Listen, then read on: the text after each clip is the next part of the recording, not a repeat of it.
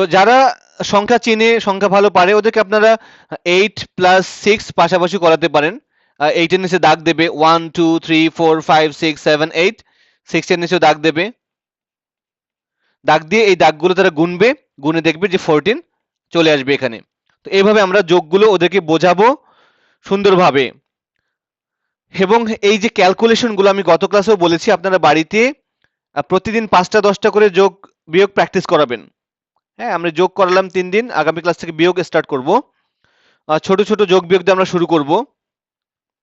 তো এইভাবে ওদেরকে বোঝাবেন। ম্যাথমেটিক্সের মূল বিষয় ক্যালকুলেশন শেখা এবং বুঝতে শেখা, এগুলো যে যোগ কি, বিয়োগ কি।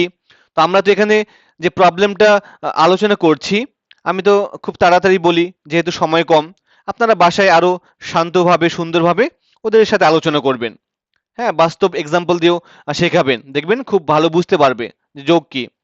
আর এই যে টপিকটা যে মুখে মুখে আপনারা ওদেরকে শোনাবেন, এটা বাচ্চারা পড়বে না।